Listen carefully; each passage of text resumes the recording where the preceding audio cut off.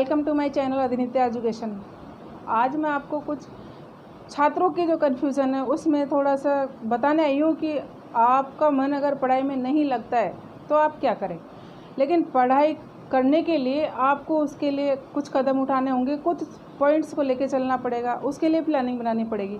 First क्या है कि आपको अगर कामयाब होना है, कामयाब बनना है तो उसका कोई शॉर्टकट नहीं है। कामयाबी पाने का कोई शॉर्टकट नहीं है। रियलिटी तो इसी बात की है, रियल वास्तविकता में जियो, क्योंकि शॉर्टकट का तरीका कभी भी आपको कामयाब नहीं बना सकता। उसका रास्ता आपको किताबों से होकर के ही जाएगा। अगर आपको अच्छी जॉब लगनी है तो किताबों से होकर के वो रास्ता जाएगा और इस सच्चाई को कोई झुठला नहीं सकता। इसको आपको एक्सेप्ट करना ही होगा कि मेहनत करनी ही होगी, चाहे आपको कैसे भी करनी है, चाहे प्लानिंग बनाओ, चाहे आप कुछ भी करो, जुट जाओ पढ़ाई में।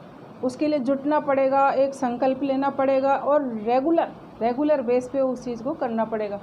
पढ़ाई एक ऐसी चीज़ है जो आपको थोड़े से दिन की नहीं बल्कि उसको रेगुलर बेस पे करोगे तब जा कर के आपके दिमाग में बैठती है और वो परमानेंट होती है।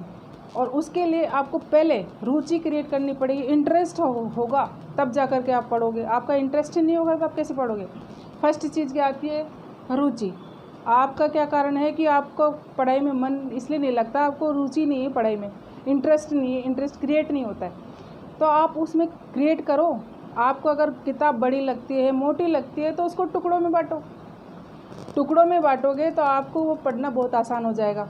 योजना ऐसी बनाओ कि हमको आज ये टॉपिक पूरा करना ही करना है। ये सोचो कि मुझे इस किताब को 1 महीने में पूरा करना है, तो उसके लिए आपको इंटरेस्ट क्रिएट होगा। अगर हमारा दिमाग क्या होता है कि वजन ले लेता है एकदम से, इतनी बड़ी बुक है, इतना बड़ा सिलेबस है, हम कैसे पढ़ेंगे। सबसे बड़ी बात ये होती है कि हम किसको कैसे पढ़ेंगे, इतना सारा सिलेबस है, इतने सारे नोट्स से हम कैसे पढ़ेंगे, एग्ज़ाम तक हमसे क्लियर ही नहीं हो पाएंगे। तो उसके लिए आपको है ना थोड़े छोटे छोटे स्टेप बनाने पड़ेंगे। जो भी सिलेबस है उसको टुकड़ों में बांटो, थोड़ा थोड़ा पढ़ो, क्योंकि हमारा माइंड उस चीज़ को रीड करता है जो हम सोचते हैं। आप ऐसा सोचो कि मुझे सिर्फ आधा घंटा पढ़ना है, 10 मिनट पढ़ना है, तो जितना भी एक टाइम फिक्स करो लेकिन रेगुलर करो। 2 मिनट का टाइम फिक्स कर लो कि 2 मिनट ही तो पढ़ना है। आपके दिमाग में ये सेट हो जाएगा कि मुझे 2 मिनट पढ़ना है। उस 2 मिनट में आप बड़ा इंटरेस्ट लेके पढ़ो। उसको ऐसे पढ़ो कि मैं है ना इसको बस आज पूरा याद करूँगा। 2 मिनट में आपको जितना याद होगा बस आप उसको याद रखोगे। दूसरे दिन भी वही करोगे, तीसरे दिन वही करोगे, लेकिन आपका जैसे जैसे उसमें रुचि बढ़ेगी, इंटरेस्ट बढ़ेगा, तो आप सोचोगे कि नहीं मुझे थोड़ा और पढ़ना चाहिए। फिर आगे और आपका इंटरेस्ट बढ़ेगा, फिर आप और पढ़ोगे, तो आपका ऐसे करके टाइम बढ़ जाएगा। इस तरह होती है रुचि। अपना क्या है कि रुचि भी क्रिएट हमारे सिर्फ पढ़ाई में ही क्यों नहीं होती है। पढ़ाई एक ऐसी चीज़ है जिससे जल्दी बोर होते हैं स्टूडेंट, तो अधिकतर बोर होते ही होते हैं।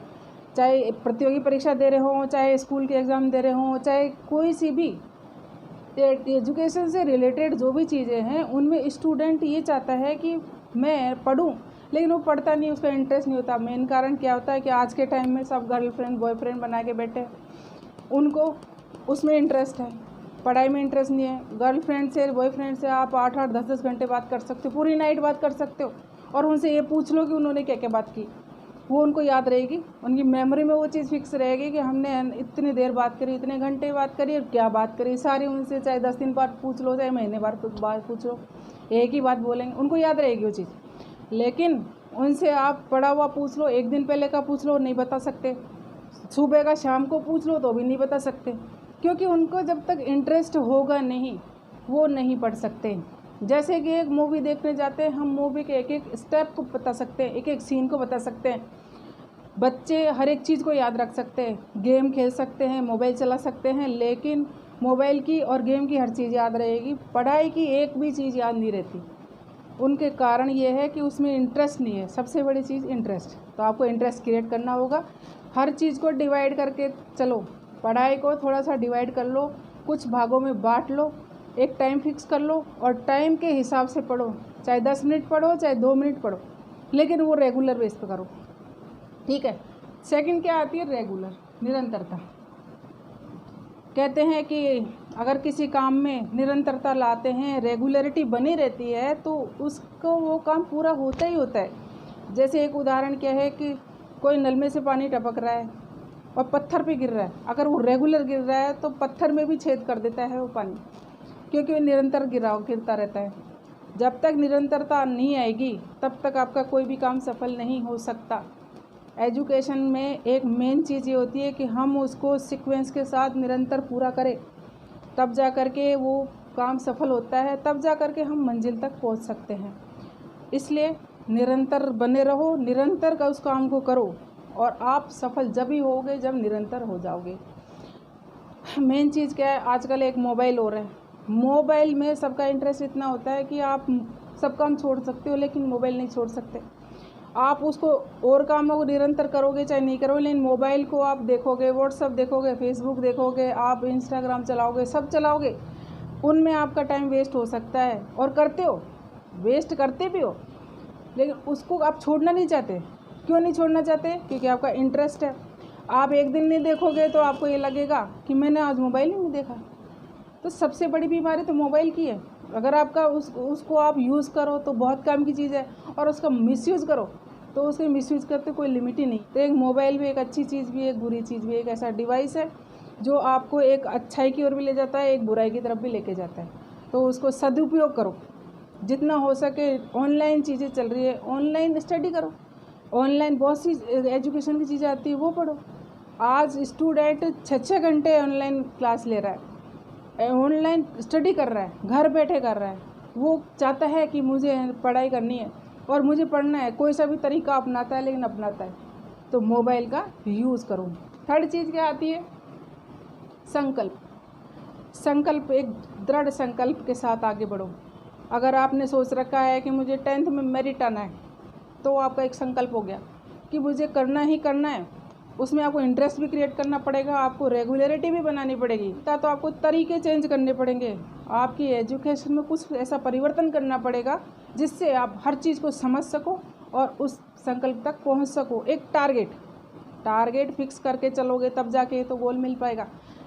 टारगेट हम पहले फिक्स करेंगे तभी तो आगे बढ़ेंगे। टारगेट कभी बाद में आता है क्या? कभी सुना है आपने कि हमने बहुत कामयाबी हासिल कर ली अब हम टारगेट फिक्स कर रहे हैं? ऐसा तो कभी सुना नहीं होगा।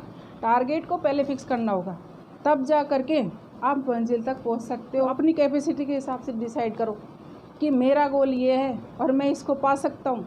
यूँ मान लो कि आपकी कैपेसिटी 70% लाने की है, आपने गोल बना लिया मुझे 90% चाहिए।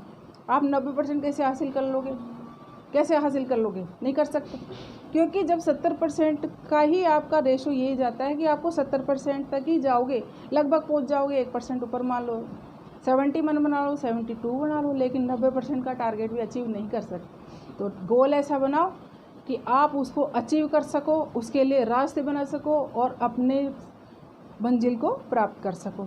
संकल्प के साथ आगे बढ़ो। संकल्प एक उदाहरण दे रही हूँ आपको कि हमने कोई मनौती मांगी या फिर हमने कोई विश मांगी भगवान से। वैष्णो देवी की, मान लो वैष्णो देवी की हमने कोई विश मांगी और ये कहा कि मेरी अगर जॉब लग जाती है तो मैं वहाँ पर प्रसाद चढ़ा के आऊँगी या वहाँ पर जाके आऊँगी। मनौती के लिए जाते हैं हम, वैष्णो देवी के वहाँ जाने की सोचते हैं। हमको रिजर्वेशन कराना है, रिजर्वेशन कराते हैं, उनमें टिकट ही नहीं हुआ कन्फर्म।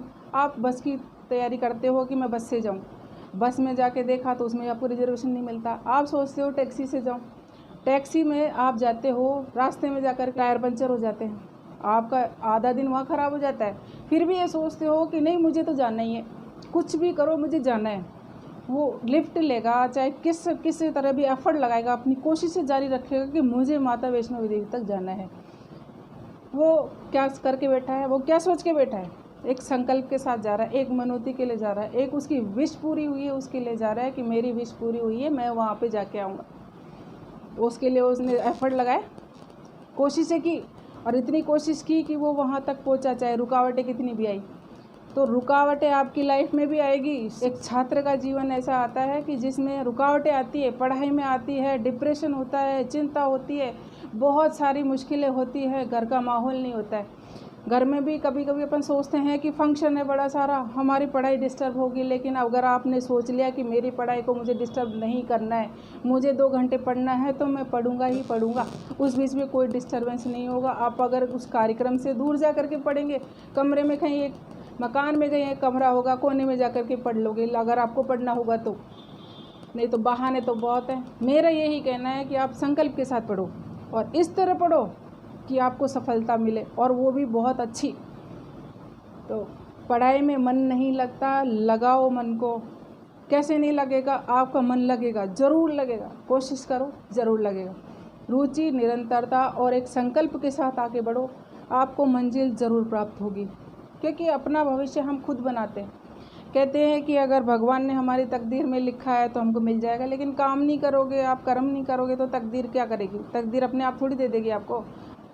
कहते हैं ना, ज़िंदगी का शौक़ पाला नहीं जाता, शीशे का प्याला उछाला नहीं जाता, मेहनत से संवर जाती है ज़िंदगी, हर काम तकदीर पर टाला नहीं जाता। इसी के साथ मैं अधिनीता एजुकेशन चैनल से अनीता आपको शुभकामना देती हूँ। आगे आप ऐसे ही बढ़ते रहो, ऐसे ही पढ़ते रहो, मेहनत करते रहो, अपना गोल अचीव करो। Thank you so much.